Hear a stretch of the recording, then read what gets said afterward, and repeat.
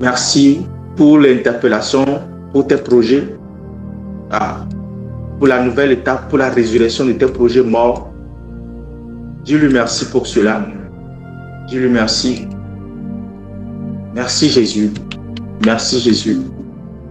Merci Jésus. Dis-lui merci pour cela. Dis-lui merci pour cela. Dis-lui merci pour cela. Dis-lui merci pour les nouveaux partenaires qui arrivent. Dis-lui merci pour les nouveaux partenaires qui arrivent. Dis-lui merci pour les nouveaux partenaires. Dis-lui merci pour les nouveaux partenaires. Je ne sais pas si quelqu'un est en train d'être béni déjà ce matin. Moi, je le sens déjà. Je sens que je suis déjà en train d'être béni. Merci pour les nouveaux partenaires. Merci pour les nouveaux partenaires. Merci pour les merveilleuses personnes que tu envoies dans ma vie. Je suis reconnaissant. Merci, merci, merci, merci. Seigneur, merci pour les connexions divines que tu m'envoies. Merci Seigneur pour la restauration de mon temps, de mes finances et des opportunités. Merci, merci, je suis reconnaissant. Merci pour la restauration de mon intimité avec le Saint-Esprit. Merci pour la conduite divine, pour la guidance divine. Merci Jésus, I'm grateful. I'm grateful. Pour cette semaine particulièrement, j'aimerais te dire merci. Pour cette semaine particulièrement, j'aimerais te dire merci. Vas-y, dis-lui merci. Thank him. Je te laisse 1 minute pour prier. Aladoshka paradados, aladia kadoshka. Aleda brakatuski faladia brahana shata. Reteketoski palada baradia takadoshata. Igaradia to bredi voluski faralan de delebo shata. Lera de varadoski telebrahadosh. Ilagoski bradagadoski redigebo shata la da bas. Duski Rafila dagadosh talagadosh Montore de baladuski frahada shata Marade de posi fala dagadosh Arade gali tukopayada Parania tuski pa Parania dega Parania livrahas Parania lugadush kapa Ilesi fra adis katuja ligadus Mela kazuzi va ante Lidadosh shada Rikle de gadus kila gadush Maluka ida encore 1 minute Lepo radia shata C'est une semaine de prodige, c'est une semaine de gloire, c'est une semaine de magnificence, c'est une semaine de manifestation de la volonté de Dieu. C'est une semaine de célébration, c'est une semaine de miracle, c'est une semaine de signes et de prodiges. Merci Jésus, merci Jésus, merci Jésus. C'est une semaine de grands témoignages de la part des participants et de ma propre part. Merci, c'est une semaine de grande provision divine. Oui, tu le fais Jésus, tu le fais. Merci, merci, merci, merci. Les korabasha, les do baradia do faladoshka paradia duska paradia do garoski fraha. We are grateful. Paradia tushkapa, le faradia tuskipa, radishata le dalvaha. We are grateful. Dis-lui ce matin que tu es reconnaissant. We are grateful.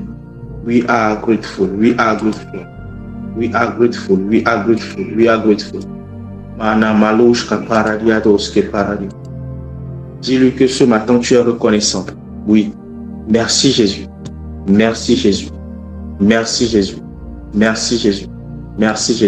Alors maintenant, continue par prier. Alors demande-le de te sanctifier ce matin, de te présenter sans devant le trône de la grâce. Sang de Jésus, viens faire ton œuvre en moi. Vu que cette semaine sera magnifique et merveilleuse, présente-moi sans devant le trône de la grâce. Présente-moi sans devant le trône de la grâce. Présente-moi sans devant le trône de la grâce. Présente-moi sans devant le trône de la grâce. Ce matin, je veux me présenter pur devant toi. Je veux boire à ta source. Les korabasha dalagados kefa. C'est là est ma place, là où je serai béni. Malozi prahamana kushkaparia. Leko paradia sofa. Paradia sofa. Je suis sanctifié, je suis purifié, pardonné de tous mes péchés, lavé complètement. Prie en ce moment, prie en ce moment, prie en ce moment. Je suis sanctifié, je suis purifié, je suis sanctifié, je suis purifié. Maintenant, je prends part au pardon de Christ qu'il a obtenu pour moi à la croix. Je suis sous la grâce et non sous la loi. Je ne vis pas les conséquences des actes mauvais que j'ai eu à commettre. La miséricorde de Dieu parle en ma faveur. Je suis sauvé, je suis délivré de la condamnation. Je suis maintenant juste et je marche dans la justice devant Dieu. Oui, c'est ça ton partage. Élève ta voix là où tu es pris.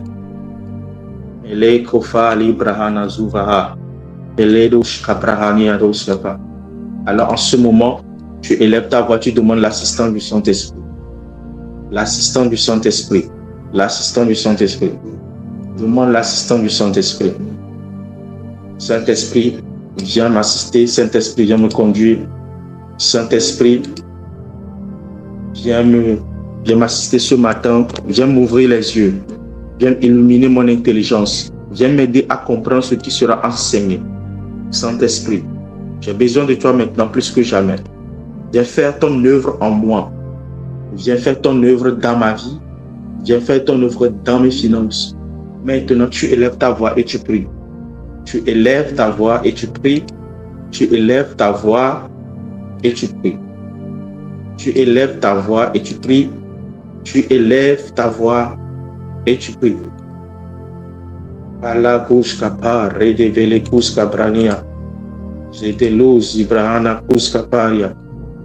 In the name of Jesus. Alors, en ce moment, élève ta voix et prie pour la vie de ceux qui ne sont pas encore connectés. Que le Saint-Esprit les dirige, que les anges de Dieu les amènent en ce lieu, qu'ils sortent de leur sommeil, de leur distraction, de leur paresse, que les nuages des ténèbres sur leur vie soient dissipés et que la lumière les jaillisse et les attire en ce lieu au nom de Jésus. Ceux qui sont dans la fatigue, que le Saint-Esprit les restaure au nom de Jésus. Comme il m'a restauré moi aussi ce matin, que le Saint-Esprit les restaure. Demande au Saint-Esprit de les restaurer. Demande au Saint-Esprit de les restaurer. Demande au Saint-Esprit de les restaurer. Saint-Esprit, restaure-les. Restaure-les, restaure-les. Ils ont besoin de toi. Peu importe la fatigue, restaure-les au nom de Jésus. Restaure-les au nom de Jésus. Tu vas prier pour eux. Ils reçoivent la grâce de terminer ce qu'ils ont commencé. Ils ne s'arrêtent pas en cours de route. Tout le monde reçoit la grâce de terminer ce qu'il a commencé. Ils ne s'arrêtent pas en cours de route. Ils ne finissent pas dans la chair. Ils ne finissent pas dans l'indiscipline, dans la négligence. Donc, nous finissons de manière disciplinée, de manière rigoureuse, comme nous l'avons commencé. Au nom de Jésus. Au nom de Jésus. Amen. Excellent Père de grâce, je te dis merci pour ton amour, pour ta bonté, pour ta miséricorde. Tu es Dieu, tu ne changes pas. Tu es le même hier, aujourd'hui et éternellement. Mon âme te bénit, mon âme te loue, mon âme te célèbre, mon âme te glorifie. Je te magnifie de tout mon aide et je te dis merci. Merci pour toutes tes œuvres extraordinaires. Merci encore pour les personnes que tu vas encore bénir ce matin. Oui, merci parce que tu manifestes la prochaine abondance de quelqu'un, un prochain contrat, une prochaine ascension, une prochaine restauration. Oui, tu es en train de le faire et mon âme te dit déjà merci. Je le sens ce matin de tout mon cœur. Tu es en train de faire quelque chose d'extraordinaire. Oui, c'est pour ça que je veux m'avancer et danser dans ta présence, te louer, te dire merci. Nous ne l'avons pas encore vu, mais nous croyons cela. C'est pour ça que nous venons dans ta vie avec des chants de louange. Et je ne mens pas. En ce moment, je suis en train de parler, il commence par pleuvoir chez moi. Oui, il commence par pleuvoir chez moi. C'est un signe. Nous voulons te dire merci pour cela. Nous voulons te glorifier pour cela. Nous voulons t'élever pour cela. Nous voulons te célébrer pour toutes les merveilles que tu es en train de faire. Toutes les mauvaises choses qui sont planifiées par les gens sont tournées en notre faveur. Père, j'élève la voix au nom de Jésus et les nuages sont dissipés. L'abondance de quelqu'un se manifeste au nom puissant de Jésus. Donnez-moi de bons amens. Je déclare, je décrète au nom puissant de Jésus que les ondes sont libérées. Les ondes sont libérées. Les ondes sont libérées. Les ondes sont libérées. Les ondes sont libérées au nom puissant de Jésus. la gloire de Dieu se manifeste dans les vies. Les personnes à qui sont destinées, c'est le Saint-Esprit réveille-les et amène-les en ces lieux. Qu'ils se connectent à cette plateforme et tu leur fais du bien. Merci infiniment, Père. Satan, tu enlèves ta main sur ce programme, sur les vies, et les anges de l'Éternel manifestent chaque personne au nom puissant de Jésus. Oui, c'est une magnifique journée qui vient de commencer, je vous le dis. Une journée merveilleuse. Le Seigneur remplit les vies, fait du bien aux gens, glorifie les personnes. Je ne sais pas ce qui va se passer cette semaine, mais je sais juste que cette semaine sera magnifique et extraordinaire. Et c'est ce qui est en train de se passer. J'aurai des témoignages. Vous allez raconter les miracles que le Seigneur va faire dans vos vies. Oui, j'en suis confiant, j'en suis sûr. Au nom puissant de Jésus, soyez bénis. Amen, amen. Alors, je vais donner une consigne prophétique. Une consigne prophétique pour cette semaine particulièrement. Ok? Cette semaine, j'aimerais que tu fasses quelque chose. Peu importe ce que j'aimerais que tu fasses quelque chose. Ok? Chaque jour, tu ne demandes rien. Pour cette semaine, juste cette semaine, ne demande rien. Juste dis merci, sois reconnaissant. Chaque situation devant laquelle tu vas te retrouver, juste dis merci. Ne demande rien, ne te plains pas, ne chiale pas, ne crie pas sur Dieu, ne pleurniche pas. Juste dis merci. C'est ce que je ressens dans mon cœur. Je me suis réveillé ce matin avec un cœur de gratitude et j'aimerais que ce matin, tu te réveilles. Prophétiquement, cette semaine, tu agisses comme ça. Juste dis merci pour tout. Pour tout. Dis merci. Juste cette semaine comme ça, dis merci. Tous les défis, toutes les situations devant lesquelles tu vas te retrouver, just say thank you, Jesus. Je suis reconnaissant. D'accord? C'est mon instruction prophétique. Et deuxième des choses, n'appréhende aucun message de cette semaine de manière, en tout cas, tous les messages qui vont sortir de ma bouche pour toi cette semaine, ne les prends pas de manière naturelle ou bien parce que tu me connais. Non. Ou bien que j'ai l'habitude de te prêcher. Considère que c'est Dieu qui est en train de se manifester dans ta vie. D'accord? Considère que c'est Dieu qui est en train de se manifester dans ta vie.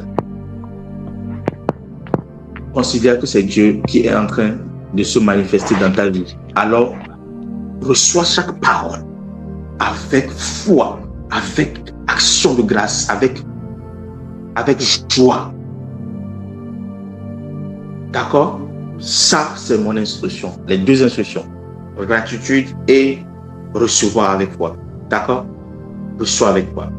Que Dieu vous bénisse énormément. Alors, soyez les bienvenus à ce 11e jour de notre programme. Aujourd'hui, nous enseignons sur constituer des trésors célestes au lieu des économies terrestres. Alors, nous sommes aujourd'hui... Je vais lancer mon live. Je vais lancer plutôt mon partage d'écran rapidement. Et le Seigneur va nous garder bien. Alors, ce matin, nous allons nous préparer à quelque chose de spécial, de très spécial. Très spécial. Écris avec moi dans les commentaires. Je constitue des trésors célestes. Écris avec moi dans les commentaires. Je constitue des trésors célestes. Je constitue des trésors célestes. C'est en séquence de emploi. Avec moi, écris dans les commentaires rapidement. Je constitue des trésors célestes.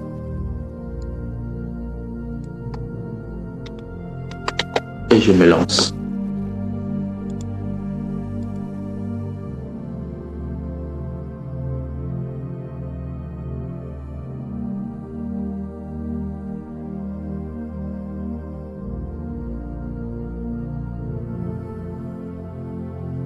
Rapidement. Je constitue des trésors célestes. Je constitue des trésors célestes. Je constitue des trésors célestes. Amen, alléluia. Amen.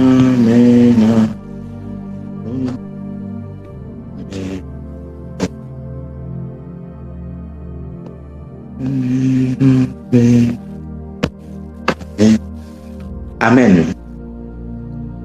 Alors, bien-aimés, aujourd'hui, nous parlons sur le sujet de constituer des trésors célestes et au lieu des économies terrestres. Si je dois redéfinir bien le titre, c'est cela que c'est ce que cela voudrait dire. Constituer des trésors célestes au lieu des économies terrestres. Nous sommes dans Matthieu 6, le verset 19 à 20. Nous lisons ensemble. Matthieu 6, le verset 19 à 20. Matthieu 6, le verset 19 à 20.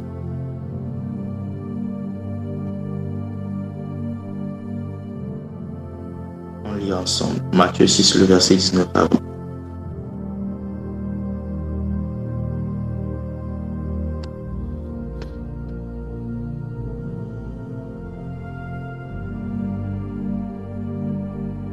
Matthieu 6, parole de l'Éternel.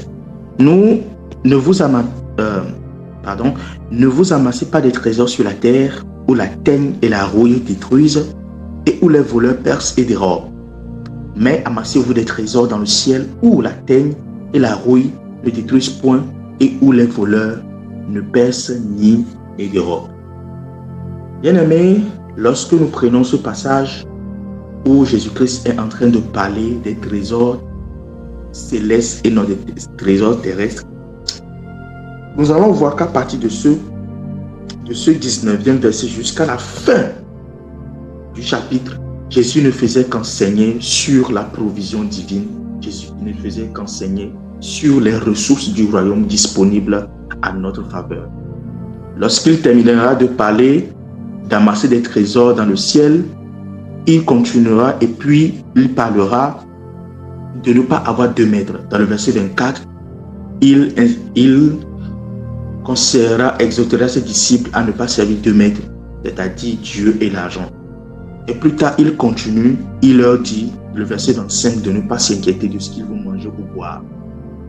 Le verset 26, il leur dit de regarder les oiseaux qui ne moissonnent ni ne filent, mais qui sont bien vêtus, qui sont bien nourris, plus que les hommes. Et il continuera jusqu'au verset 33 où il leur dira de chercher premièrement le royaume des cieux, de ne pas chercher toutes les autres choses. Pourquoi? Parce que lorsque vous cherchez le royaume des cieux, les autres choses vous suivent. Et il expliquait en disant que ce sont les païens qui recherchent ces choses-là, en parlant du manger, du boire, des vêtements, des voitures et tout ce qui va avec. Et il continuera en faisant l'emphase sur la confiance que nous devons avoir en Dieu, car il sait ce que nous avons besoin de toutes choses et il nous les donne sans que nous les cherchons. Ça veut dire que sans même que nous prions pour cela, il nous les donne. Alors, quand nous nous concentrons à chercher le royaume des cieux ou bien à chercher la justice de Dieu, alors lui, il se charge de nous donner ces choses sans que nous les demandons, sans que nos cœurs soient dirigés vers ces choses-là. Alors, quand on lit ces passages, on essaie un peu de comprendre comment le Seigneur Jésus-Christ nous enseigne concernant le système financier de Dieu. Je tiens à ce que vous notez que Jésus-Christ, déjà, c'est un entrepreneur, ok? C'est un businessman. C'est pour ça que très tôt, vous allez le voir. Après 12 ans, il a disparu. C'est la Bible et les récits bibliques, les récits historiques qui nous racontent qu'il est devenu un charpentier, travaillant pour gagner de l'argent, bien sûr. Au-delà de ça, lorsqu'il a commencé son ministère, okay, il a commencé par parler du royaume. Je vous l'avais dit depuis dans d'autres enseignements où il prêchait et enseignait le royaume de Dieu. C'est-à-dire, il venait établir son gouvernement, il venait établir ses propres principes, il venait établir les principes du ciel sur la terre. Dans son parler, dans sa marche, dans son ministère, nous avons constaté qu'il a pour mission de dépeupler l'enfer pour peupler le royaume des cieux, bien pour peupler la lumière. C'est pour ça, plus tard, Pierre qui a marché à ses côtés l'a compris et nous dira qu'il nous a fait sortir des ténèbres à son admirable lumière, en fait, de faire de nous des sacerdotes royaux, une nation sainte, un peuple acquis. Dans son message, Jésus-Christ, dans Luc 4, le verset 18, lorsqu'il a pris la parole et a ouvert le rouleau du livre, a lu dans Ésaïe concernant les choses qui ont été écrites à propos de lui qu'il doit faire. La première des paroles qu'il a libérées, il a dit ceci: j'ai été appelé pour annoncer une bonne nouvelle aux pauvres. Ici, lorsque Jésus-Christ s'avançait dans son message et annonçait les pauvres, il ne parle pas des pauvres en esprit, parce que plus tard, dans Matthieu 13, il parlera des pauvres en esprit. Mais dans ce contexte ici, il est en train de parler des pauvres en poche, des pauvres physiquement parlant. Ok? Il est en train de parler des pauvres ici physiquement parlant. Alors Jésus-Christ, commençant son message, il dit: je suis venu pour annoncer une bonne nouvelle aux pauvres. Alors quelle est cette bonne nouvelle-là? En quoi ça consiste, cette bonne nouvelle? Si la bonne nouvelle doit être enseignée aux pauvres, ça veut dire que tu leur montreras certainement comment devenir riche. Et c'est ce qu'il a fait. Il a montré, ou bien il est en train de montrer au travers de ses enseignements à ses disciples comment devenir riche. En fait, son premier disciple même qu'il a appelé, il a appelé au travers d'une pierre, d'une pêche miraculeuse. Lorsque ce disciple a vu cela, que dans le royaume, on peut prospérer au-delà des attentes et au-delà des espérances, même quand on est dans le monde, en suivant Jésus, on peut prospérer. Il a dit non. Niet. Si je peux suivre Jésus et prospérer, est-ce que je suis encore en train de faire ici? C'est pour ça que vous allez le voir que la plupart de ceux que Jésus a appelés, il les a appelés au service, c'est-à-dire la plupart d'entre eux qu'il a appelés, il a appelé des personnes qui travaillent dans les finances. Vous allez voir le trésorier, Judas, vous allez voir encore quelqu'un, parce que pour être trésorier, il faut d'abord travailler dans les finances pour pouvoir gérer les finances de Jésus. Ok? Il a appelé Matthieu, qui était un collecteur d'impôts. Vous comprenez que Jésus-Christ peut mettre une emphase sur l'argent, sur la richesse. Ok? Donc, annoncer une bonne nouvelle aux pauvres, c'est leur montrer comment devenir riche, ou soit de leur montrer le système financier dans le royaume au travers desquels ils vont devenir riches. Vous savez, une nation est riche à la hauteur du système financier qu'il a. Ok? Donc, quand vous voyez aujourd'hui, l'Amérique est plus riche que la plupart des nations africaines, la plupart des nations européennes. Quand vous voyez les grandes puissances qui sont riches, on parle des nations riches. Leur PIB est élevé, leur PIB par habitant est élevé, leur PIB moyen est élevé, c'est-à-dire le pouvoir d'achat par habitant est élevé. C'est parce qu'il y a un système financier avantageux qu'ils ont établi. Alors, si Dieu est venu, Jésus-Christ est venu prêcher son royaume, qui doit soumettre tous les autres royaumes, soumettre toutes les puissantes nations de la terre, tous les empires de la terre, alors il va falloir présenter un système financier beaucoup plus excellent dans lequel tout le monde est capable d'être riche. Et c'est ce que Dieu est en train de faire. Son royaume, c'est un royaume de quoi? De prêtres et de rois. Les rois ne sont pas pauvres, les rois sont riches. Remarquez que nous sommes un royaume de prêtres et de rois. Apocalypse 5, le verset 1 et Apocalypse 1, le verset 5 à 10, la Bible dit qu'il nous a rachetés. He redeemed us, pour que nous soyons pour lui un peuple de sacrificateurs et de rois. Amen. Alors, Jésus-Christ commencera par faire voir un peu le système financier divin et commencera par expliquer certaines choses. La plupart de ces paroles, il fera comprendre et il démontrera même dans son ministère que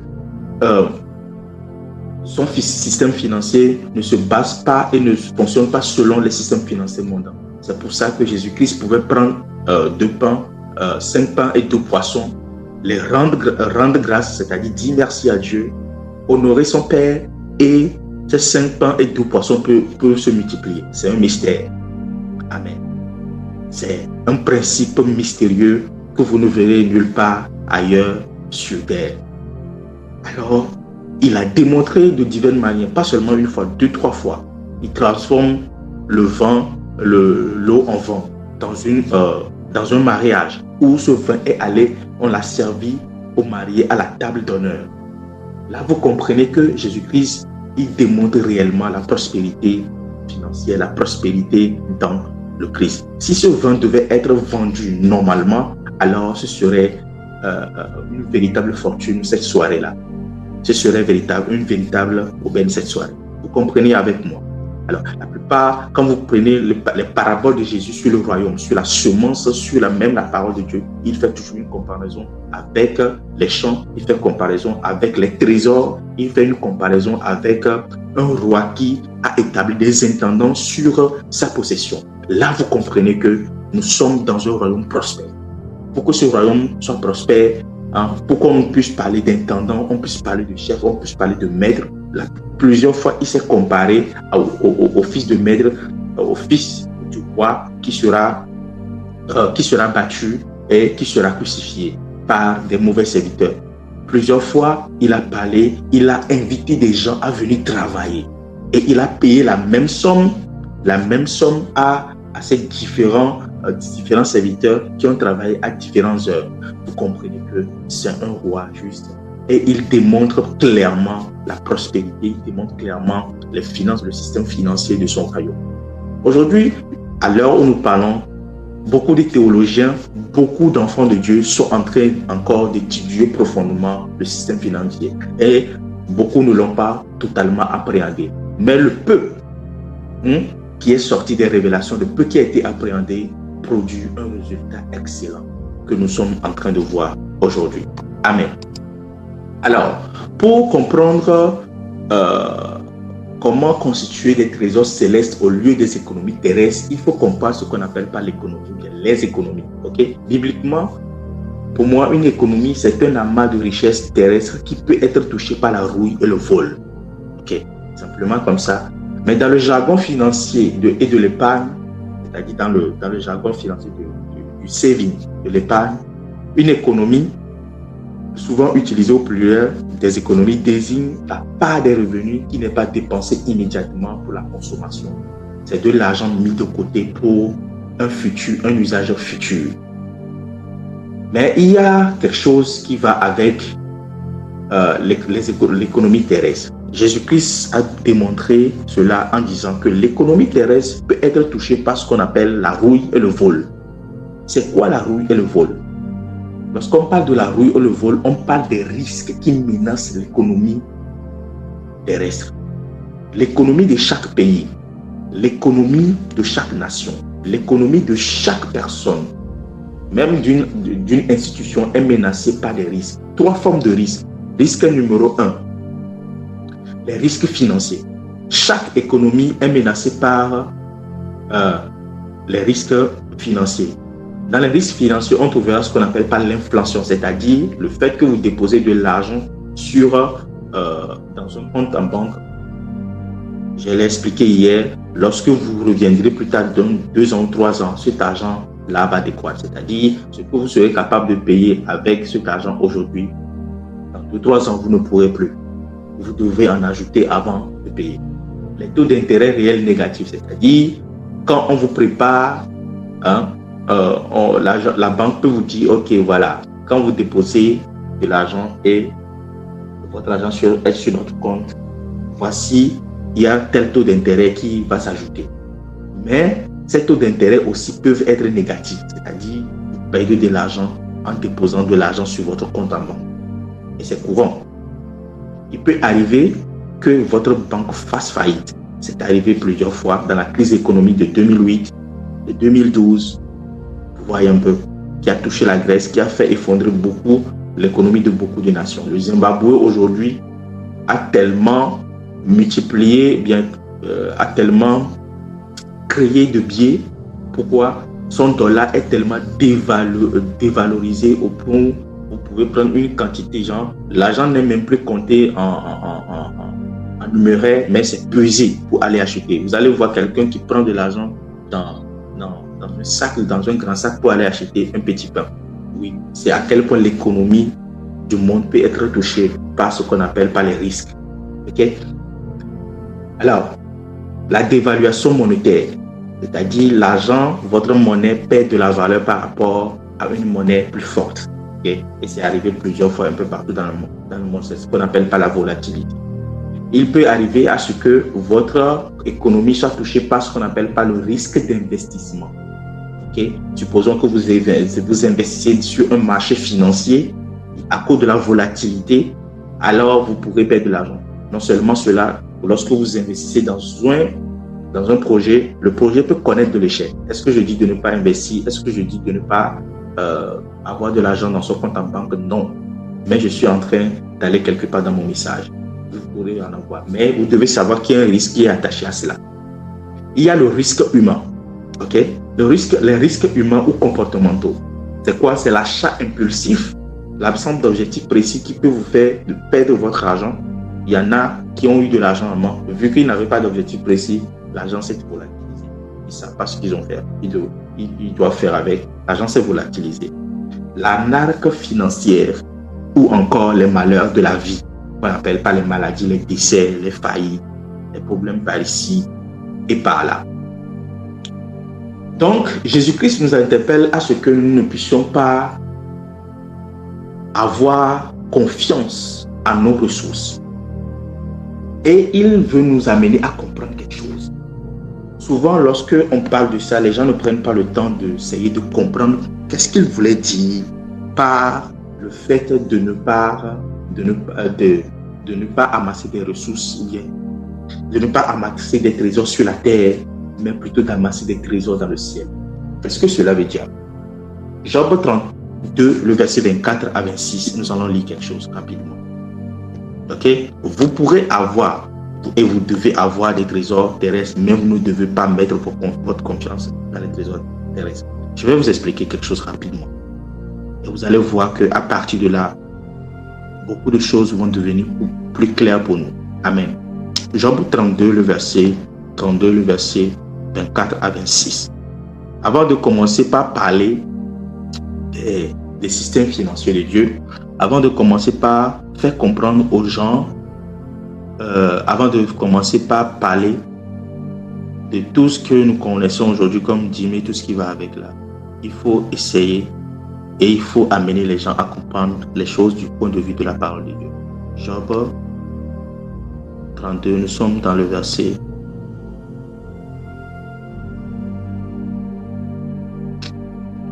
1. Job 32. On va trouver le bon verset. Pas le bon verset. Jette l'or d'Ophir. Jette l'or.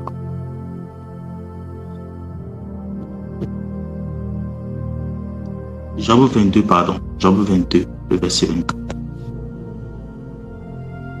Job 22, le verset 24.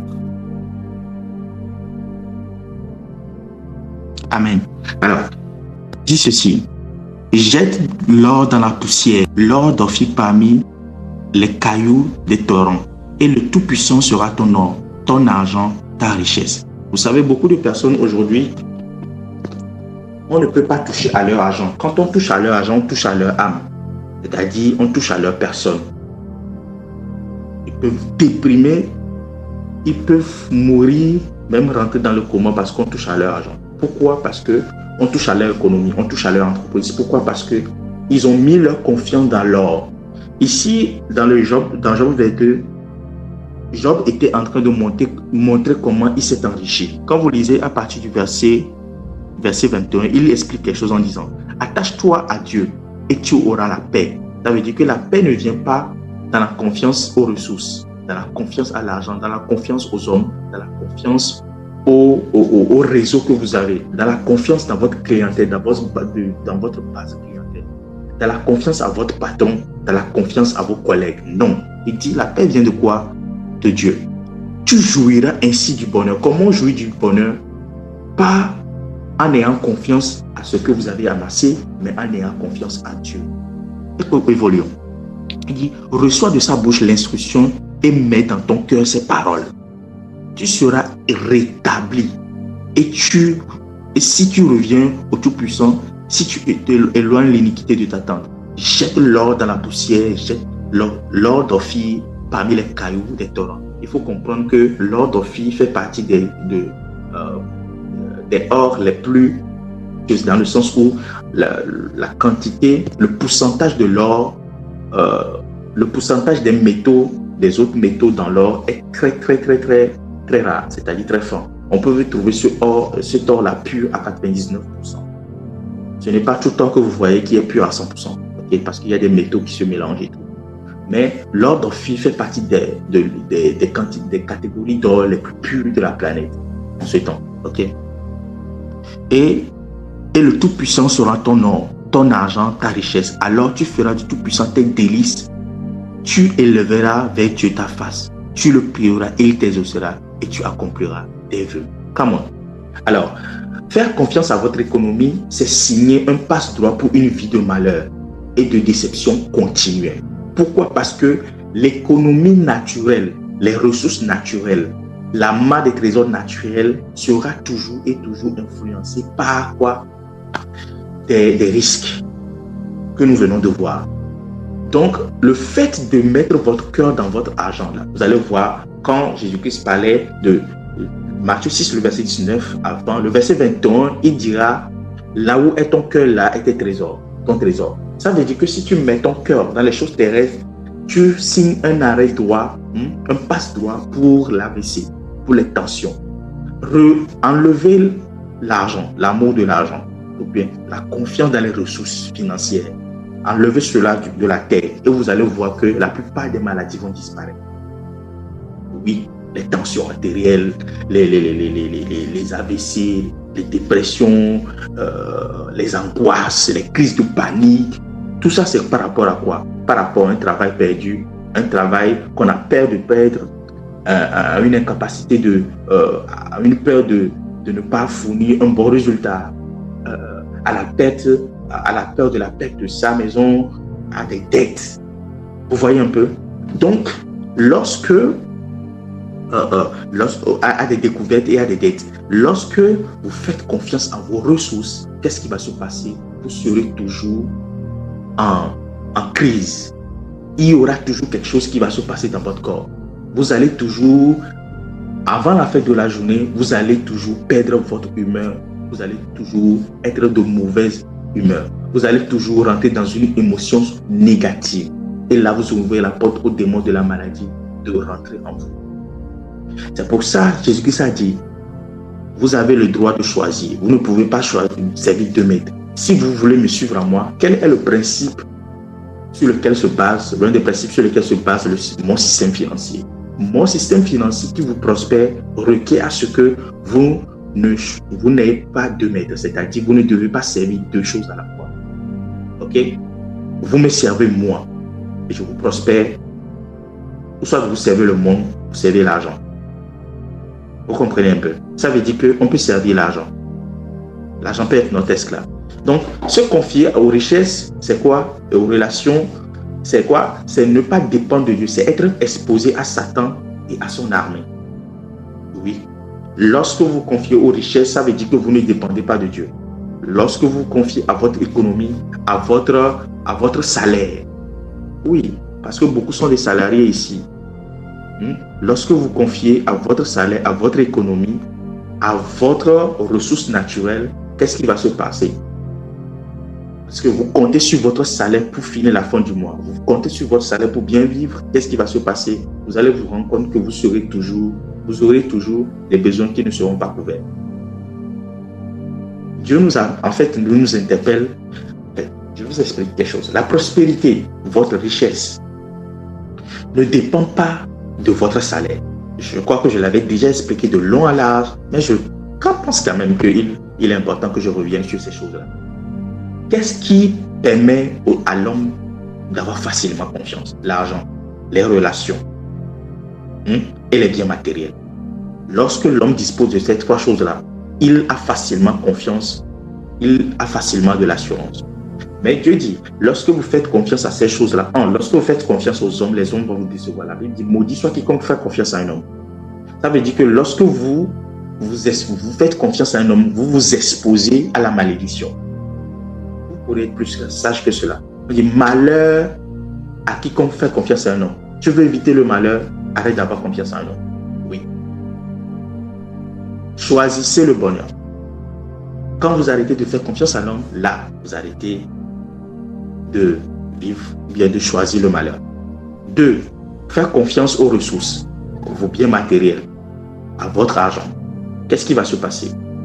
Lorsque vous faites confiance à votre salaire pour finir, genre pour subvenir à vos besoins, vous allez vous rendre compte que vous allez passer 20 ans, 30 ans, 40 ans et vous n'avez encore rien bâti. 50 ans, 60 ans, vous finissez dans une maison de retraite ou encore vous finissez dans une maison à louer. Pourquoi est-ce que le monde est autant agité aujourd'hui à propos du salaire? C'est comme s'il y a un grand réveil qui est venu. En réalité, vous allez comprendre que le monde même, son propre système financier le détruit, est en train de le tuer. Et nous, aujourd'hui, enfants de Dieu, qui voulons prospérer à partir du système financier du monde, des principes financiers du monde, qu'est-ce que nous exposons à un double malheur? Parce que le système financier du monde est designé pour ceux qui sont dans le monde, pas pour nous. Mais nous qui voulons maintenant vouloir vivre selon ce système-là, nous nous exposons à un double malheur. Pourquoi? Parce qu'il y a un esprit en charge de ce système. Et que cet esprit voit l'anomalie. Voit une anomalie, c'est-à-dire notre personne qui veut profiter de ce système-là, il nous combat farouchement. Pourquoi la plupart des chrétiens n'arrivent pas à prospérer? Parce que nous fonctionnons selon le système financier du monde. Et cela fait que l'esprit derrière ce système nous combat farouchement. Il est temps d'entrer dans notre propre système financier. Donne-moi un bon amen. Je te vois rentrer à partir de ce message dans le système financier de Dieu. Tu rentres maintenant dans les rouages, dans le process que Dieu a établi pour faire prospérer ses enfants. Au nom de Jésus. Donne-moi un bon amen. Psaume 52, le verset 9. Psaume 52, le verset 9. Psaume 52, le verset 9. Psaume 52, le verset 9. Décidez de choisir aujourd'hui le bonheur, non le malheur. Je te louerai toujours parce que tu as agi et je veux espérer en ton nom parce qu'il est favorable. Bon, c'est le verset 10. Disons le verset, le verset 10. Psaume 52, c'est ça? Ok, Psaume 52. Le verset 9. Ici, c'est le verset 7. Voilà l'homme qui ne prenait point Dieu pour protecteur, mais qui se confiait à ses grandes richesses et qui triomphait dans sa malice. Voilà l'homme qui ne prenait point Dieu pour protecteur. Vous voyez, ici, lorsque vous vous confiez en vos richesses, ça veut dire que vous ne prenez pas Dieu pour protecteur. Vous vous confiez à votre salaire, vous allez vous rendre compte que ce salaire ne pourra pas vous aider à finir le mois. Vos besoins seront tellement grands que vous serez obligé de prêter pour finir. Come on, let's go. Faire confiance à votre économie, c'est s'engager sur le chemin de la pauvreté et de la perte. Le chemin de la pauvreté et de la perte de votre âme. Numéro 1, parce que le diable va vous combattre. Et numéro 2, vous allez perdre votre âme. Pourquoi cela? Psaume 49, le verset 7 à 8. Psaume 49, le verset 7 à 8. Ils ne peuvent... Ok, je lis à partir du verset 6. Ils ont confiance en leurs biens et ils se glorifient dans leur grande richesse. Ils ne peuvent se racheter loin l'autre, ni donner à Dieu le prix du rachat. Ça veut dire quoi? Lorsque vous vous confiez à vos richesses, pourquoi je suis en train de dire cela? Parce que le Seigneur est sur le point de prospérer grandement des gens. Donc, il faut qu'il y ait des dispositions en vous pour que le Seigneur, les richesses qu'il va vous donner, vous ne puissiez pas vous perdre. Parce que la Bible dit, à quoi ça servirait un homme de gagner le monde et de perdre son âme? Déjà, si vous faites confiance à vos petites ressources maintenant, Dieu ne sera pas capable de vous bénir grandement. Parce que la Bible dit, celui qui n'est pas fidèle dans le peu de choses, on ne peut pas lui confier de grandes choses. Celui qui est infidèle, lorsque vous vous confiez à votre petit salaire, vous vous confiez à vos petits revenus maintenant, ça veut dire quoi? Vous êtes infidèle dans les peu de choses. Donc, on ne pourra pas vous confier les grandes choses. Ça, il faut qu'on le comprenne très bien. Vous devez dépendre de Dieu pour vos besoins. apprenez à lui faire confiance. Quand vous lui faites confiance, vous allez voir qu'il va pouvoir au-delà de vos attentes et au-delà de vos espérances. Les ressources de Dieu, se manifestent lorsque vous dépendez de lui. Lorsque vous lui faites confiance. Comment lui faire confiance? Je vous parlerai de ça tout à l'heure. C'est s'engager, faire confiance, c'est s'engager à votre économie, c'est s'engager sur la voie, sur le chemin de la pauvreté, de l'endettement, du manque et de la perte de votre âme. Proverbe 11, le verset 28. Proverbe 11, le verset 28. Ici, ce n'est pas le parler en langue. Ici, c'est le fait de s'asseoir et de comprendre. C'est la voie de la sagesse. La richesse ne se manifeste pas dans le bruit, toujours dans le calme. Amen. Parce que là où est la richesse, il y a le respect et l'honneur. Celui qui se confie dans ses richesses tombera, mais les justes reverdiront comme le feuillage. Vous voyez, ça veut dire que lorsque vous confiez à vos richesses, à votre salaire actuel, à vos relations, l'oncle m'a promis, telle personne m'a dit, vous vous confiez en cela, vous allez perdre. Peu importe le type de contrat qu'on vous propose, le client qui vous fait une promesse, votre revenu que vous faites par mois, le salaire qu'on vous paie par mois, ne vous confiez pas à cela. Non, confiez-vous en Dieu. Faites confiance à Dieu pour ses clients, faites confiance à Dieu pour ce salaire, faites confiance à Dieu pour ces relations, ces contrats-là. En fait, vous êtes rassuré que ces personnes vont honorer leurs paroles, que ce salaire va couvrir vos besoins jusqu'à vous aurez encore des réserves. Pas parce que vous faites confiance à ces salaires, mais parce que vous faites confiance à Dieu qui vous aidera à pouvoir, ou bien qui convaincra ces personnes en votre faveur, qui amènera ces choses à l'existence. La Bible dit que Saul a semé, Apollos a arrosé, et qui a fait croître? Qui? C'est Dieu qui a fait croître.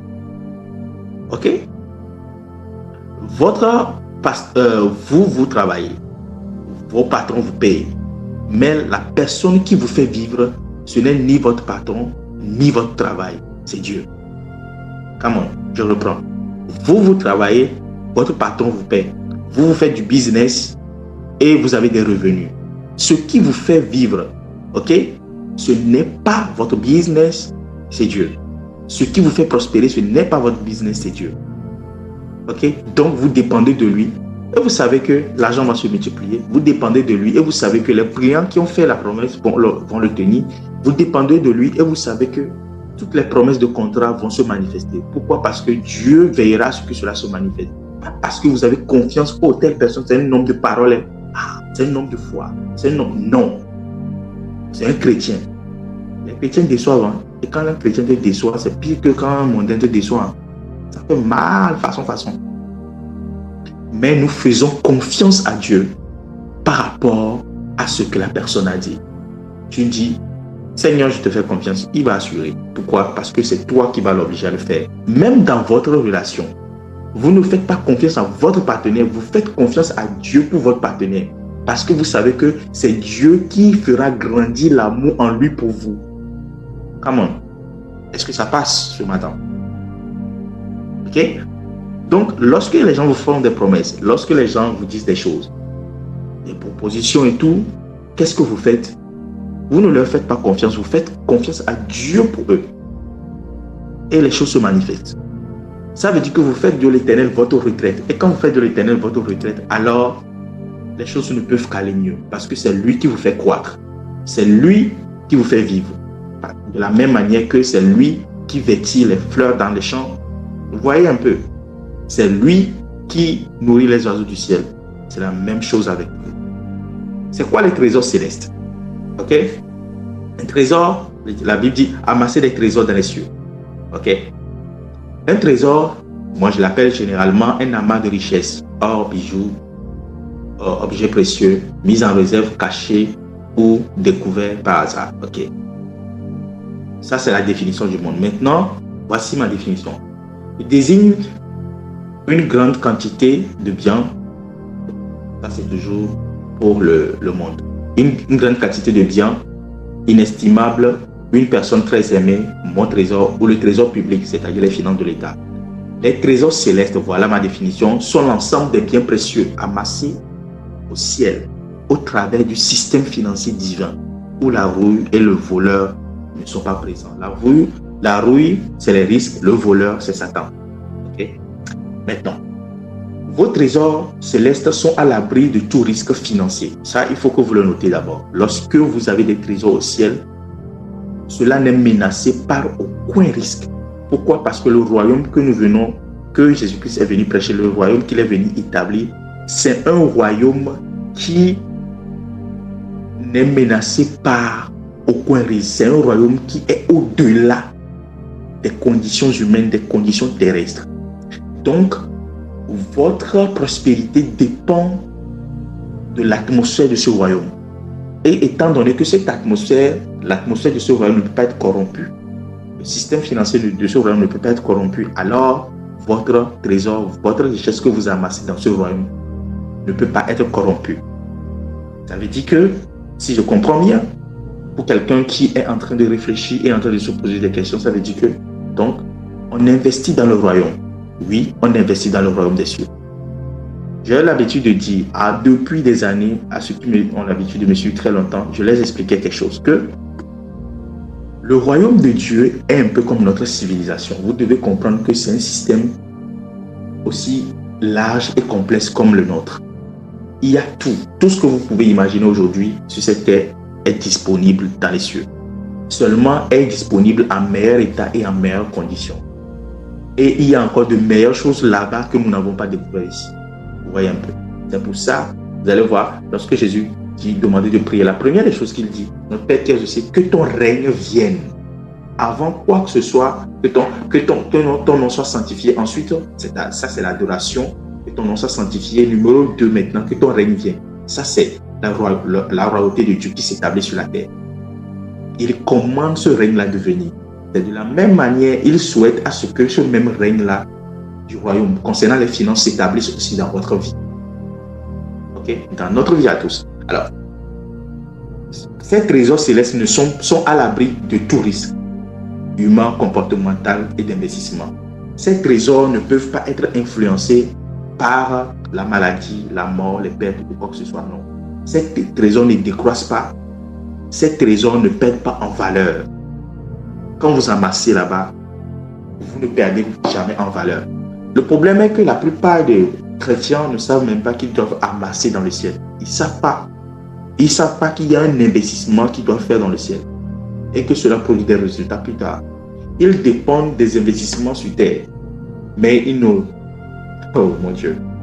pas des investissements dans les cieux. Ok, évoluons. Ces trésors sont inépuisables et vous pouvez en prendre autant que possible pour répondre à vos besoins. Vous pouvez en disposer autant pour répondre à vos besoins. Ces trésors sont inépuisables. Et au moment venu par rapport aux besoins, ou bien avant même qu'un besoin ne se présente, vous pouvez faire des retraits dans ce trésor céleste-là. Oui. Luc 12, le verset 33. Ce n'est pas moi qui le dis, allons-y. Luc 12, le verset 33. Quand nous lisons les Écritures, en tout cas, en ces moments, lorsque vous relisez un peu de Matthieu, relisez Matthieu. Je crois que Matthieu suffirait pour expliquer cela. Luc 12, le verset 33. Relisez Matthieu, du premier au dernier verset, mais sous le regard de cet enseignement, sous le regard de la prospérité divine. Et vous allez comprendre le système financier divin. Allons-y. Luc 12, le verset 33. Vendez ce que vous possédez et donnez-le en aumône. Faites-vous des bourses qui ne s'usent point. Ça veut dire qu'il y a une bourse dans le ciel. De la manière dont il y a la bourse de Washington, où se fait les retraits, l'achat et la vente des devises. Dans le ciel aussi, il y a des bourses. Come on. Évoluons. Maintenant, le problème est que les bourses célestes ne sont pas volatiles comme les bourses terrestres. Ok? Faites-vous des bourses qui ne s'usent point. Un trésor inépuisable dans les cieux où le voleur n'approche point, où la teigne ne détruit point. Un trésor inépuisable. Ça veut dire que quand vous investissez dans le ciel, ce n'est pas un peu comme sur terre. Non. Dans le ciel, quand vous investissez, ça se multiplie. Tellement que c'est inépuisable. et vous pourrez vous en servir autant pour toute forme de besoin. Toute forme de besoin, que ce soit un gratte-ciel que vous voulez construire, que ce soit un empire que vous voulez bâtir, que ce soit une grande campagne d'évangélisation sur 10 ans, vous voulez financer, ce trésor est disponible. 2. Ils sont durables et possèdent de solides fondements. C'est pour ça que personne ne peut dire dans le royaume qu'il lui est appelé à être pauvre. Personne n'est appelé à être pauvre dans le royaume. Vous n'êtes pauvre qu'à la hauteur de votre ignorance de ce système financier. Ou bien au désir de ne pas vouloir engager ce système financier, c'est tout. Mais tout chrétien est appelé, en tout cas, tout chrétien est capable de devenir un milliardaire terrestre, un millionnaire terrestre. En tout cas, il n'y a pas de limite. Dieu n'a pas fixé de limite. 2. Cette raison sont durables et possèdent de solides fondements. Timothée 6, verset 19. Timothée 6, verset 19. 1 Timothée 6, verset 19. 1 Timothée 6, verset 19. Est-ce que quelqu'un est content ce matin? Et de s'amasser ainsi pour l'avenir un trésor.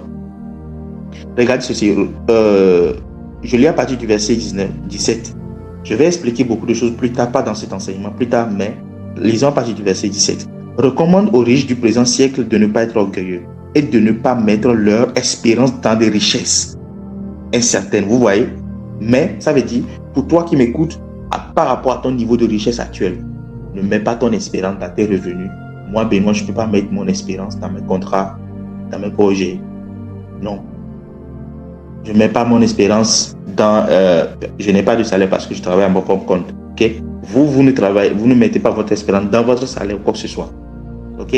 Regardez, il dit, mais de la mettre en Dieu qui nous donne avec abondance toutes choses pour que nous en jouissons. Ça veut dire que Dieu peut vous donner au-delà de votre salaire, au-delà de votre revenu, au-delà de votre contrat. Évoluons. Recommande-leur de faire du bien, d'être riche en bonnes œuvres, come on, d'avoir de la libéralité, de la générosité, de la libéralité, de la générosité.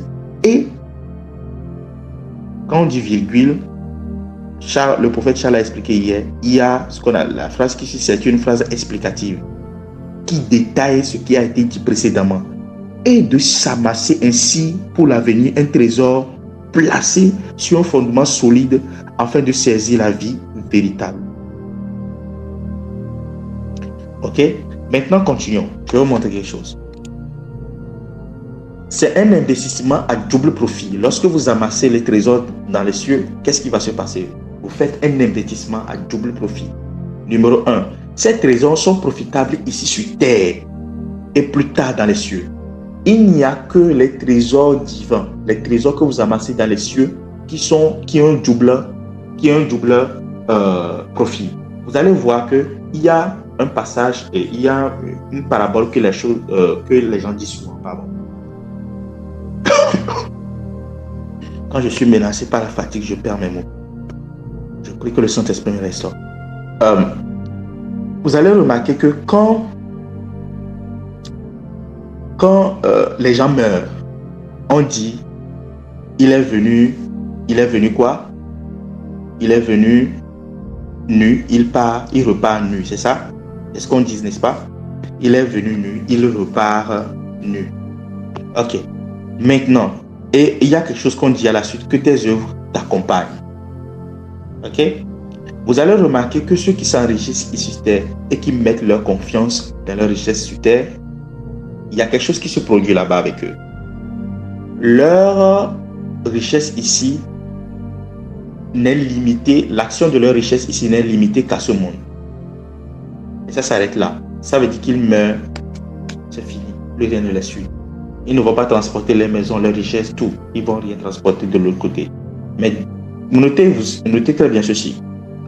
Ceux-là qui amassent des richesses dans les cieux, ok? Quand ils amassent les richesses dans les cieux, ces richesses-là ont une valeur terrestre et ont une valeur céleste. Ça veut dire que même quand vous mourrez, ces richesses sont converties en bonne œuvre pour vous. Je vous expliquerai plus tard, ok? Donc, ça a une valeur terrestre, ensuite une valeur céleste. In fact, c'est en fonction de cette valeur céleste-là qu'on va vous récompenser, qu'on n'appelle pas des bonnes œuvres. Ok. Regardez ceci. Marc 10, le verset 29 à 30. Marc 10, le verset 29 à 30. Regardez. Il est temps qu'on commence par investir dans les cieux. Nous tous sans exception. Marc 10, le verset 39, 29 à 30. On termine dans 10 minutes tout au plus. 29, le verset 30. Marc 10, le verset 29 à 30. Jésus répondit, je vous le dis en vérité, parce que, regardez, c'est Pierre qui lui a posé la question. Pierre se mit à lui dire, voici nous avons tout quitté et nous t'avons suivi. Voici nous avons tout quitté et nous t'avons suivi. Et il posait la question, mais quand on t'a quitté là, on t'a suivi là, quelle est notre récompense? Et il leur dit, regardez ce qui va vous arriver. Jésus répondit, je vous le dis en vérité, il n'est personne qui, ayant quitté à cause de moi, à cause de la bonne nouvelle, sa maison, ses frères, ou ses soeurs, ou sa mère, ou son père, ou ses enfants, ou ses terres, ne reçoivent au centuple présentement. Ce n'est pas moi qui parle, c'est Jésus qui parle. Ne reçoivent au centuple présentement dans ce siècle, si des maisons, oh mon Dieu,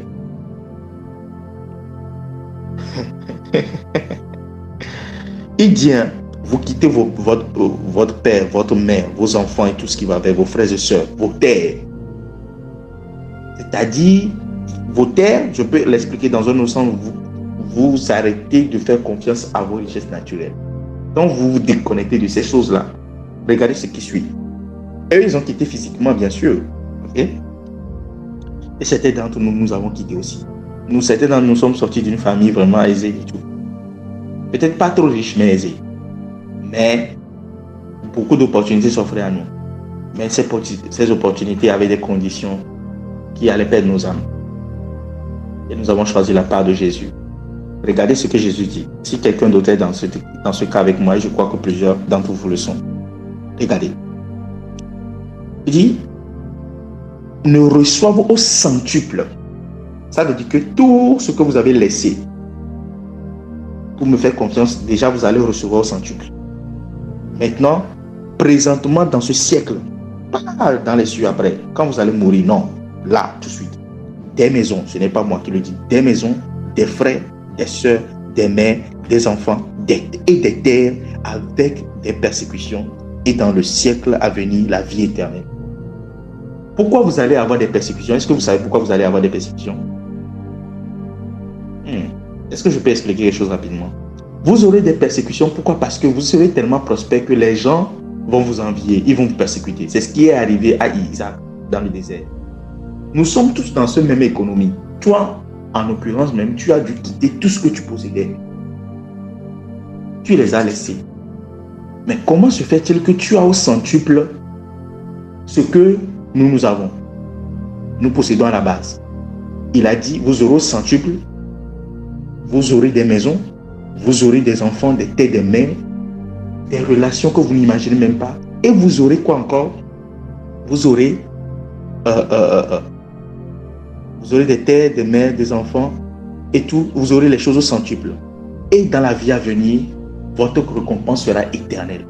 Ça veut dire que c'est un investissement qui ne se perd pas en fait. Qui trouve son espérance dans cette vie et dans la vie à venir. C'est l'exemple parfait. La vie d'Isaac est l'exemple parfait de ce verset. Allez prendre, je crois que c'est Genèse 28. Genèse 28, le Genèse 26. Vous allez trouver dans l'un de ces versets-là, dans l'un de ces chapitres-là. 29 à 30. 29 à 30.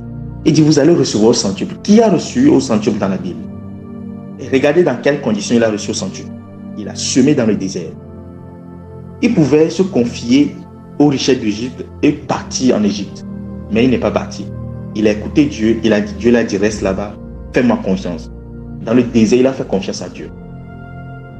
Dans votre manque, quand vous faites confiance en Dieu et vous suivez ses instructions, quand vous faites confiance à Dieu, numéro 1, il vous donne des instructions. Et quand vous suivez ces instructions, il vous multiplie au centuple. Maintenant, il est il s'allait en s'enrichissant. Regardez, quand il s'allait en s'enrichissant, il creusait des puits. C'est ici la persécution. Il creusait des puits. Et quand il creusait des puits, les autres creusaient leurs puits, mais ne trouvaient pas de l'eau. Lui, il trouvait de l'eau. Dans la sécheresse, dans le désert.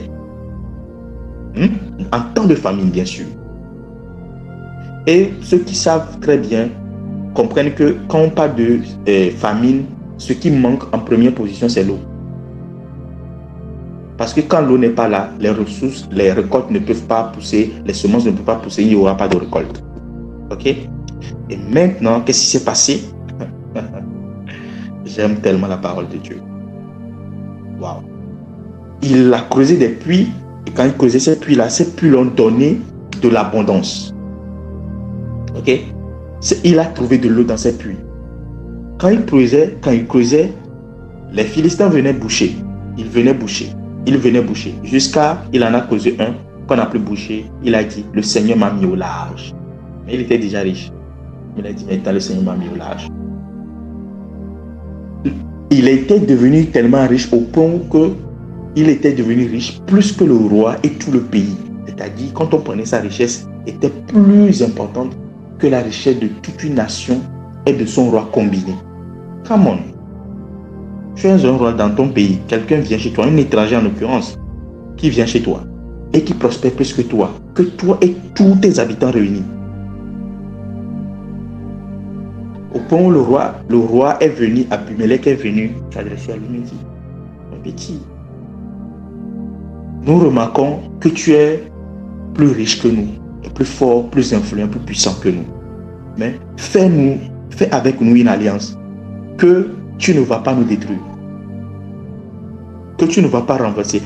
Il est devenu tellement riche que le roi a senti son trône être menacé. Notez très bien dans quelles conditions toutes ces choses se passaient. Dans le désert, où Isaac avait renoncé d'aller en Égypte parce que Dieu le lui avait dit. C'est la même chose, c'est le parallèle que Jésus-Christ a pris et il a fait ici. Vous allez remarquer que la plupart du temps où Jésus parle, il cite les versets. Le problème est que dans ce temps, on n'avait pas numéroté les versets. C'est pour ça qu'on ne précisait pas, on ne disait pas précisément le contexte ou bien le verset en question. Par exemple, lorsqu'il était à la croix, il a crié, mon Père, pourquoi m'as-tu abandonné? Il parlait du psaume 22. Mon Dieu, pourquoi m'as-tu abandonné?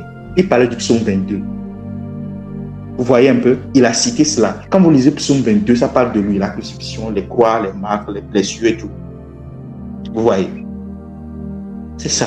À quel point l'investissement dans le royaume profite. Je vois à partir de cet enseignement l'émergence des investisseurs du royaume au nom de Jésus. Donne-moi un bon amen. Je vois à partir de cet instant les investisseurs du royaume au nom de Jésus. Donne-moi un bon amen. Est-ce que les gens sont avec moi? Alors, homme de Dieu, pourquoi nous sommes pauvres? Dieu nous a promis toutes ces choses-là. Mais pourquoi nous sommes pauvres? Parce que vous n'avez pas pris connaissance des systèmes financiers divins. Quiconque abandonnera ces choses me suivra. Suivre le Seigneur, c'est quoi? Dans le temps, c'était le fait de marcher à sa suite. Quand il te dit quelque chose de le faire, tu le fais. Il te montre la voie à suivre. Me suivra. Dans ce temps-ci, nous sommes conduits par le Saint-Esprit et qui nous amène dans la connaissance de ces choses-là. C'est pour ça que vous qui êtes en train de m'écouter actuellement, vous êtes en train de suivre le Seigneur. C'est ce que nous faisons. Et là, il nous fait découvrir maintenant comment les choses qui nous sont de droit, les choses qui nous appartiennent de droit, parce que nous avons renoncé au monde, abandonné ces choses-là. Et nous avons perdu confiance à nos richesses, à nos salaires, à nos gains, à nos allers-retours. Il va maintenant déverser sa bénédiction dans nos vies. Amen. Est-ce que quelqu'un est en joie ce matin? Donne-moi un bon amen si ce message t'a touché. Si tu es en joie, si tu es sur le point de rentrer dans ta possession divine. Amen. Ici, ce n'est pas une question de prier, ce n'est pas une question de sauter, d'aller de gauche à droite. Non, c'est une question d'être face à la lumière. Les trésors dans le ciel donnent accès aux promesses immédiates et à venir. 1 Timothée 4, le verset 8. Vous les lire après. Celui qui investit en Dieu récolte des biens immédiats. Immédiats. C'est-à-dire dans cette vie-là. Pas plus tard, non, ici. Proverbe 3, le verset 9 à 10. Proverbe 3, le verset 9 à 10. Ah, come on. Alors, le verset 9. Honore l'Éternel avec tes biens et avec les prémices de tout ton revenu. Alors, tes greniers seront remplis d'abondance et tes cuivres regorgeront de mou. Tes cuivres regorgeront de mou. Amasser des trésors au ciel vous donne accès aux trésors des nations. Ésaïe 60, le verset 5 et le verset 11. Ésaïe 60, le verset 5. Ce fameux chapitre qui dit « Lève-toi, sois éclairé, car ta lumière arrive. » Votre lumière est arrivée, c'est pour ça que vous avez accès à ces connaissances-là. Donnez-moi un bon amen. Ésaïe 60, le verset 11. 5 et ensuite le verset 11. Ésaïe 60, le verset 5. Tu tressailleras alors et tu te réjouiras et ton cœur bondira et se dilatera. Come on. Quand les richesses de la mer se tourneront vers toi, quand les trésors des nations viendront à toi. Regardez ce que la Bible dit. Tu tressailleras alors et tu te réjouiras et ton cœur bondira. Come on. Et se dilatera. Quand les richesses de la mer se tourneront vers toi et quand les trésors des nations viendront à toi. Verset 11. Tes portes seront toujours ouvertes. Elles ne seront fermées ni jour ni nuit, afin de laisser entrer chez toi les trésors des nations et les rois, leurs rois avec leur suite. Ça veut dire qu'il n'amènera pas, investir dans le royaume, n'amène pas seulement les trésors des nations, mais amène aussi les rois et leur suite.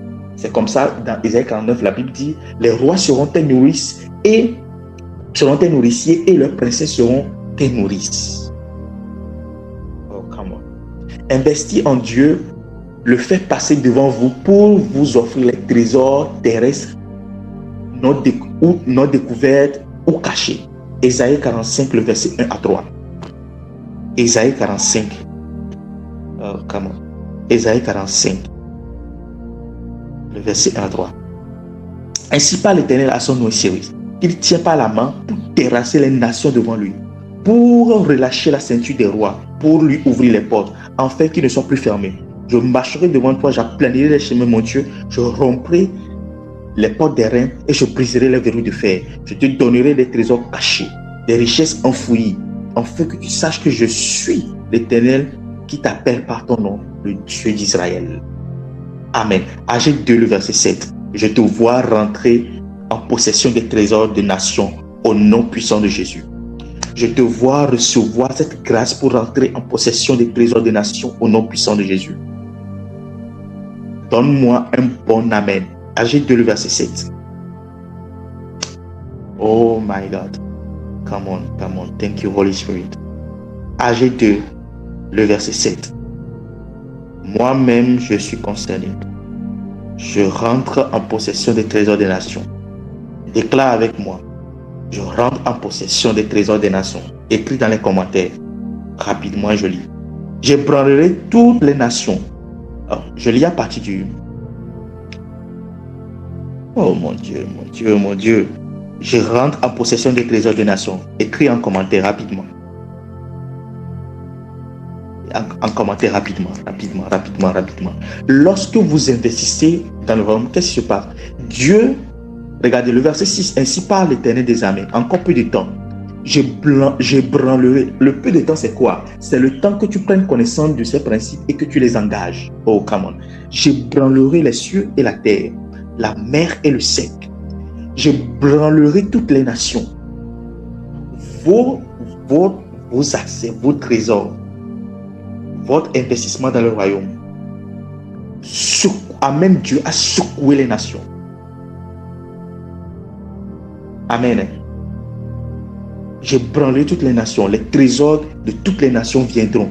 De toutes les nations, la Bible dit. Et je remplirai de gloire cette maison, dit l'Éternel des armées. L'argent est à moi, l'or est à moi. Vous voyez?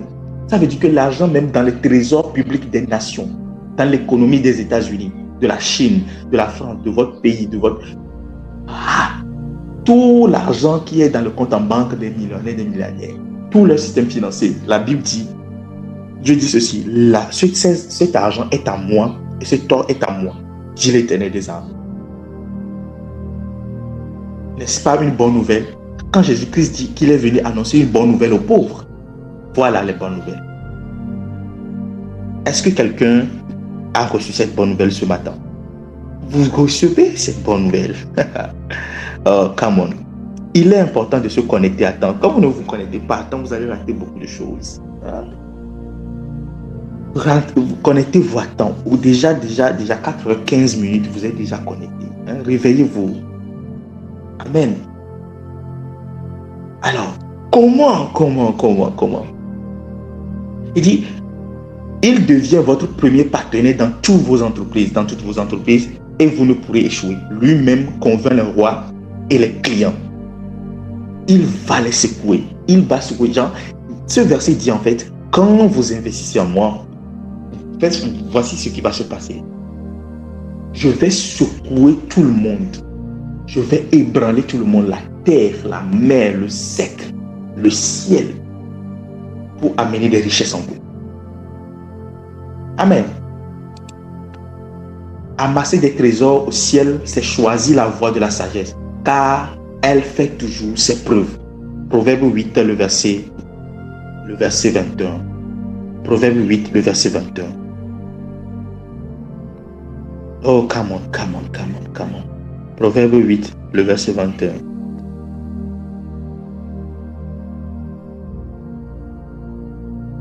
Pour donner des biens. Ici, le Proverbe 8 parle de la sagesse. Ok? Le verset 1 dit, la sagesse ne crie-t-elle pas, l'intelligence ne lève-t-elle pas sa voix? C'est dans ce contexte qu'on évolue jusqu'au verset 21 qui dit, je suis là quoi? Pour donner des biens à ceux qui m'aiment et pour remplir leurs trésors. Pour donner des biens à ceux qui m'aiment et pour remplir les trésors. C'est quoi la sagesse? La sagesse, c'est accepter et s'engager dans le système financier de Dieu. Seuls les fous et les insensés doutent des preuves. Seuls les fous et les insensés doutent des preuves. Israël est une preuve vivante. Ils ne connaissent pas la pauvreté tant qu'ils suivent les préceptes établis pour prospérer financièrement. Regardez ceci. Deutéronome 15, le verset 7. Tant que vous allez suivre le système financier divin, vous allez prospérer. Je suis concerné. Toi qui m'écoutes est concerné. N'importe quel chrétien sur terre, peu importe que ce soit en Amérique, en Asie, peu importe la condition économique de son pays, il va prospérer. Pourquoi? Parce que il ne prospère pas selon le monde. Son système financier est divin. Proverbe Deutéronome 15, je termine par là. 15, le verset 5 à 7. Deutéronome 15, le verset 5 à 7. Oh mon Dieu. Ça veut dire que la maman au foyer, la jeune fille, le jeune garçon, le pasteur, le prophète, le jeune entrepreneur, le quoi, qui encore? Je ne sais pas quel travail tu fais, qu'est-ce que tu es en train de faire dans la vie. Peu importe ta fonction, ta position, tout,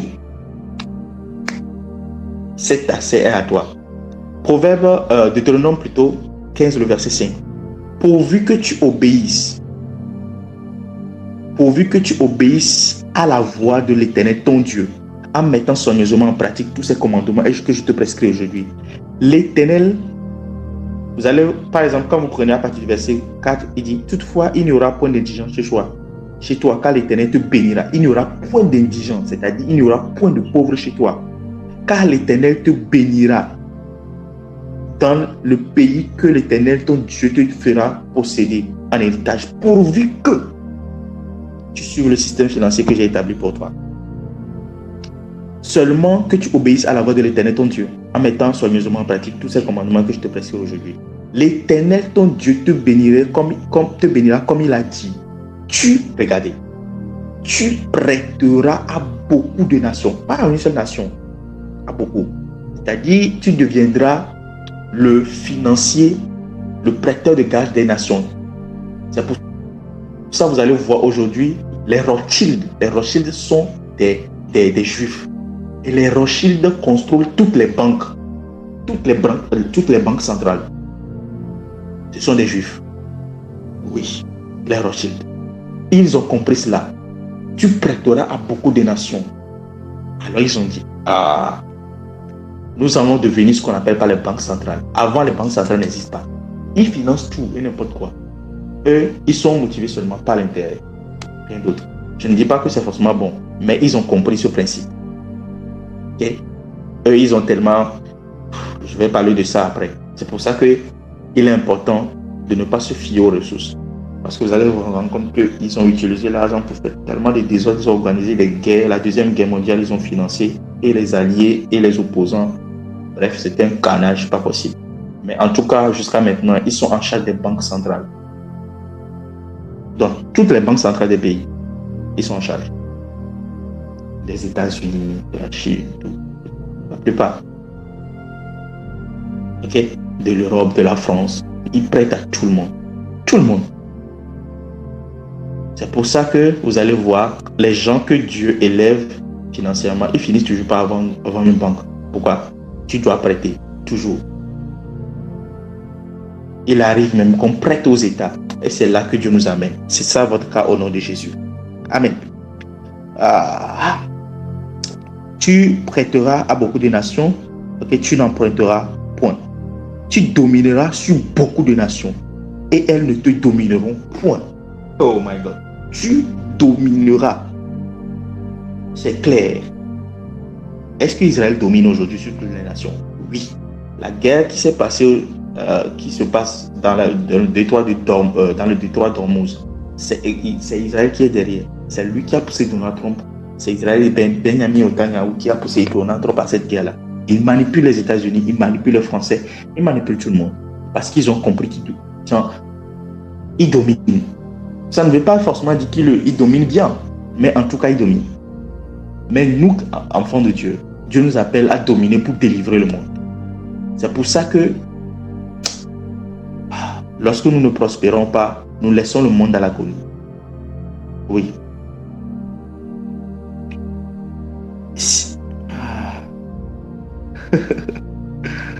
Vous voyez un peu? Quand vous allez lire plus tard le secret de cette truc-là, dit s'il y a chez toi un indigent dans tout à fait dans l'une de tes portes et au pays que l'Éternel ton Dieu te donne, tu n'endurciras pas ton cœur et tu ne fermeras pas ta main devant ton frère. Alors, le système financier de Dieu, je vais l'expliquer demain. C'est quoi le système financier de Dieu? Et je vais vous montrer en détail la suite de ce chapitre. Amen. Là, maintenant, nous commencerons par parler des dîmes, des aumônes, des offrandes, des semences et tout. Vous savez, quand on présente les choses aux gens de cette manière, les gens comprennent qu'ils sont en train de créer, d'investir. Ils ne sont pas en train de donner au pasteur. Ils ne sont pas en train de jeter de l'argent dans l'air. Non. Et dans ce cas, vous allez voir que chacun veut donner. Pas prendre, mais il veut donner. Amen. Est-ce que quelqu'un me suit? Donc, et vous allez même comprendre dans votre vie quotidienne, chaque occasion que vous trouvez pour faire du bien, vous n'hésitez pas. Oh, come on. Chaque occasion que vous trouvez pour faire du bien, vous n'hésitez pas, vous le faites. Est-ce que quelqu'un me suit? Écris dans les commentaires avec moi. Oh mon Dieu, mon Dieu, mon Dieu, mon Dieu. Je commence mon investissement maintenant. Je commence mon investissement dans le royaume maintenant. Hein? Le compteur est remis à zéro pour nous tous. Avant, nous ne le savions pas. C'est pourquoi nous hésitions. Moi aussi, j'ai hésité. Je vous dis la vérité. Faites aujourd'hui le choix d'avoir un compte trésor céleste. Un compte trésor céleste. Moi, j'ai fait mon choix. J'ai décidé d'avoir un compte trésor céleste. Faites aujourd'hui le choix d'avoir un compte trésor céleste. Je commence mon investissement dans le royaume maintenant. Écris avec moi. Je commence mon investissement dans le royaume maintenant. Vous voyez, ce n'est pas difficile en fait pour que les gens investissent. Quand vous voyez les Nigériens font ce qu'ils font, ils ont compris quelque chose. Quand vous voyez les Nigériens, quelqu'un aujourd'hui pauvre, il y a de cela 2 semaines, est millionnaire 2 semaines après. Mais c'est normal. Ils ont compris Dieu. Ils ont compris le système financier. Ils ont étudié. Quand vous voyez les États-Unis avoir ce niveau d'investissement, c'est incroyable. La plupart, c'est les US qui financent les campagnes, les grandes campagnes d'évangélisation et tout. C'est les millionnaires, les milliardaires. Ne voyez pas tous les millionnaires, les milliardaires, vous allez croire qu'ils sont païens. Ils ne sont pas païens. La plupart d'entre eux ne sont pas païens. Je vous dis la vérité. Je suis le compte d'un jeune un jeune Français qui interviewe les millionnaires, les milliardaires. Et c'est là que vous allez vous rendre compte que la plupart d'entre eux sont chrétiens. Oui.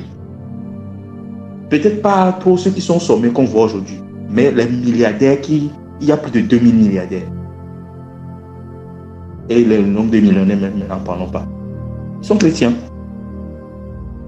Beaucoup sont chrétiens, pas mieux. C'est eux qui financent les royaumes, qui financent l'évangélisation, financent les églises, financent. Pourquoi nous, enfants de Dieu, nous n'avons pas encore pris possession de ces choses-là? Pourquoi nous ne voyons pas le sentier pour se manifester? Parce que nous ne connaissons pas ces principes.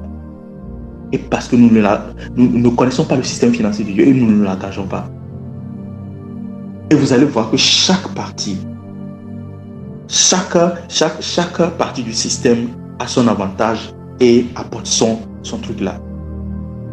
À partir de demain, nous rentrons vraiment en détail. Nous allons parler de tout exposé. Pas du point de vue du message pour inciter les gens à donner. Non. Mais du point de vue de l'investissement. Du point de vue quoi? De l'investissement. Et nous tous, nous allons constituer des investissements célestes. C'est cette chose que je suis en train de dire ici. Elle est unanime. Si tu refuses de l'accepter, tu peux aller dans tout endroit. On va t'enseigner les mêmes choses. En tout cas, si les personnes sont honnêtes et sincères. Si tu refuses de la prendre ici, tu vas payer. Tu finiras par la prendre pour prospérer. Tant que tu veux faire être partie de ce royaume, tu finiras par la prendre pour prospérer. Mais si tu ne veux pas prospérer dans ce royaume, là, ça se comprend. Tu peux ne pas. Tu as le choix de ne pas le faire. Ou bien de les mettre en pratique, ou bien de ne même pas les connaître. Mais, si c'est avec Dieu que tu veux faire des exploits, avec ta Bible en main, le Saint-Esprit en toi, tu dois connaître ces choses-là. C'est unanime et indivisible. C'est invariable.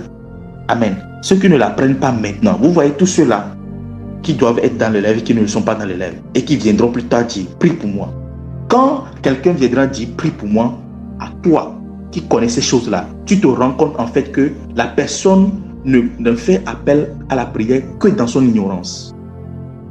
La plupart des prières que nous réclamons, c'est par rapport à l'ignorance. Mais quand nous connaissons des choses, quand nous connaissons ces choses, qu'est-ce qui se passe? Vous allez voir qu'on est délivré. Il y a des choses simples à engager, notre vie change. Les prières ne deviennent plus un moment de quémandation, de demande à Dieu, fais-moi ceci, fais-moi cela. Les prières maintenant deviennent saines. Quand vous connaissez les principes, la prière maintenant prend son rôle central. Le rôle quoi? De l'intimité, le rôle de la relation, pas le rôle de la vue. La plupart d'entre nous abusons de Dieu au travers des prières. On ne fait que demander. Aucun ne pouvait juste engager ces principes. La prière maintenant viendra récupérer son rôle central. C'est ça le rôle que la prospérité joue. La prospérité même purifie nos motivations. La prospérité même purifie notre intimité avec Dieu.